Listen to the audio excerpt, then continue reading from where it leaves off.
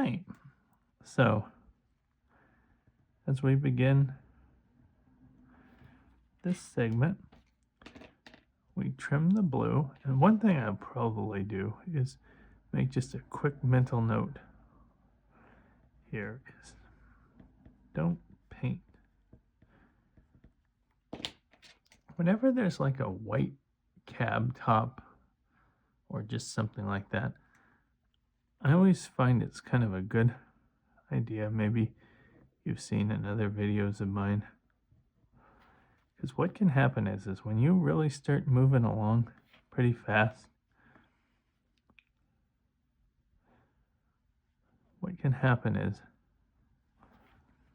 see, like the number board is blue, right behind it's over here is blue, and the cab top is white. And so what can happen is you get moving along, and trust me, how many times I've like, oh, there we go. And one of the secrets that I do is I get out, I've used mailing labels and several different things as patches. So what we'll do here is trim the blue.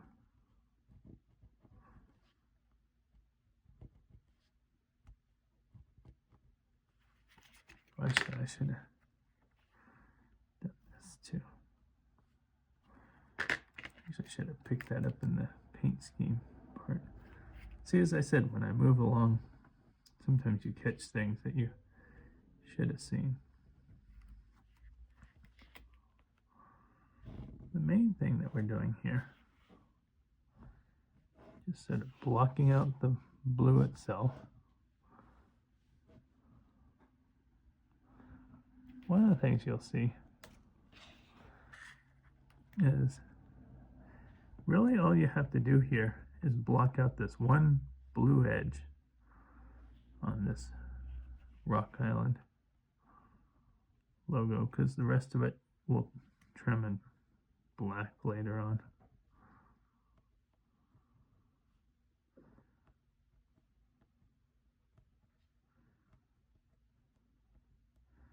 Now, light blue around letters that are this intricate and detailed can be a little bit challenging.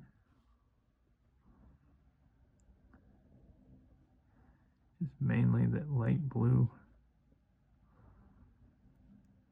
Pins that are like light blue or orange or any of that, a lot of times they don't quite have as much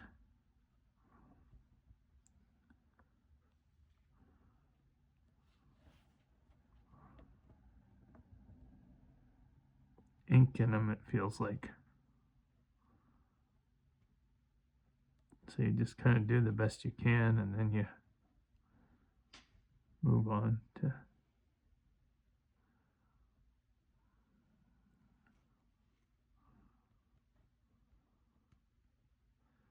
trimming them with the pen itself.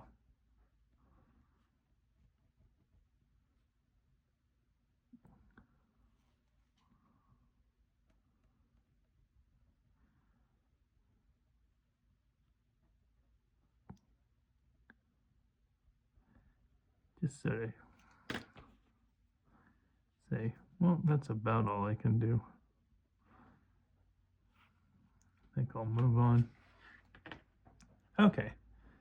And one thing we'll do is handrail tips on this. They're blue. See if we can get that. Some of these lighter blue pens are definitely a lot better at doing straight lines than doing intricate little areas.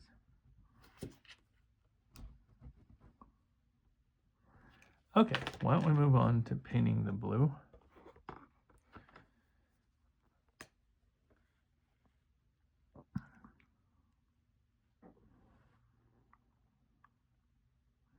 One of the first things we'll do, since we made that mental note, go around the number board, and then there. This is where you're kind of glad you made that note to yourself.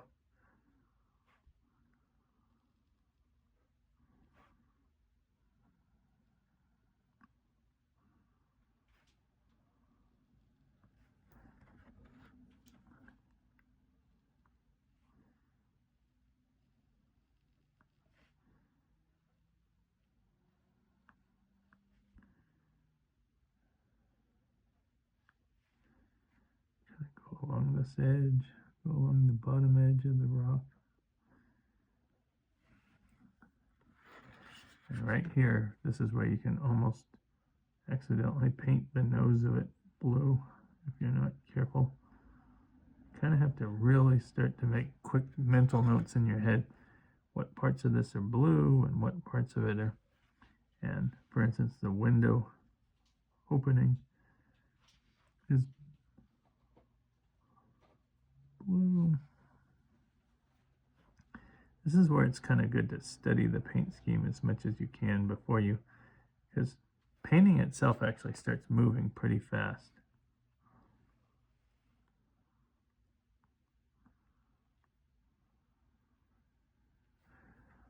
We're about at the point where we can flip it.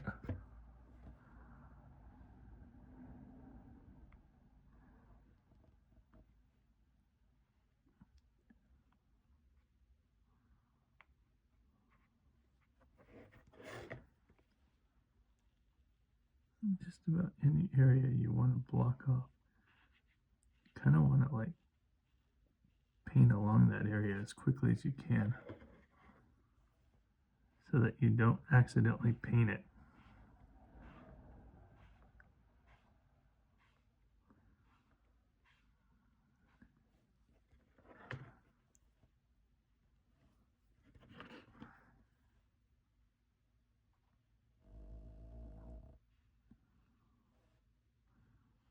And see the R itself, we can totally paint blue over it.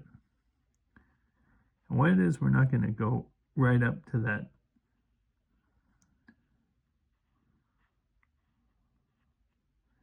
the hexagon, to the white hexagon inside of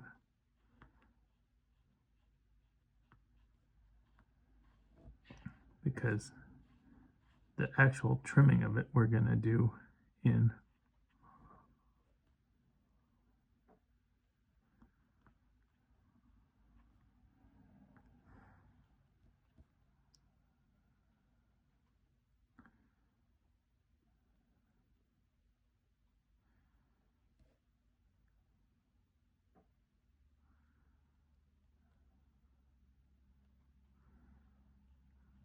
the black pen.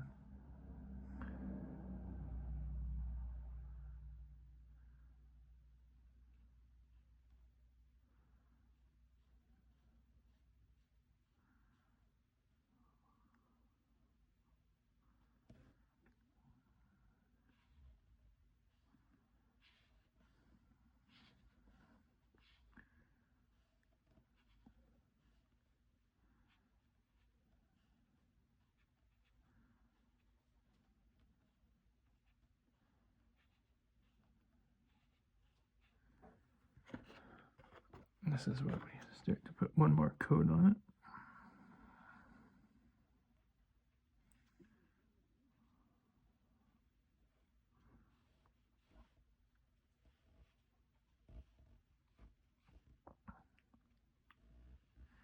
These pens actually dry very, very fast, but after we paint it blue, let's give it a little chance to dry, because what we're going to be doing is we're going to be painting black over the blue, and just the ever so slightest amount of chance, because if you paint the blue right, the black right away, get a little bit of blue on your back of your hand.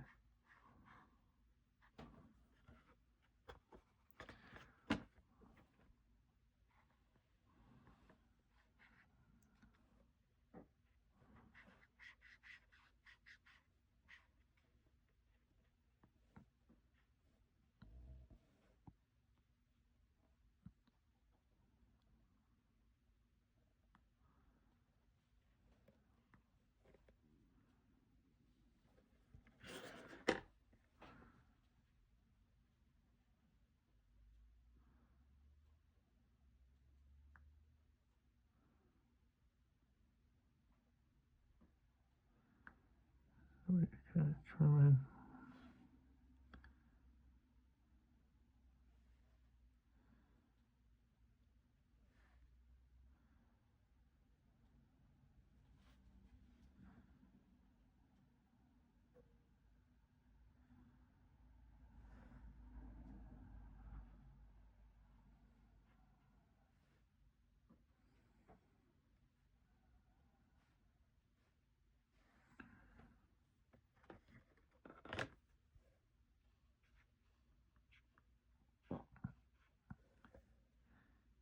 get the little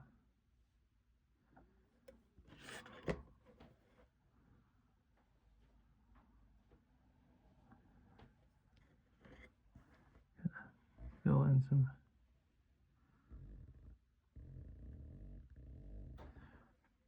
put the little builder's plate blue. Okay, well now it'll be ready to kind of just touch up a few areas. Touch up inside the R. There we go. All right. Now we'll be ready to paint the black around the R and do the 4310 and paint the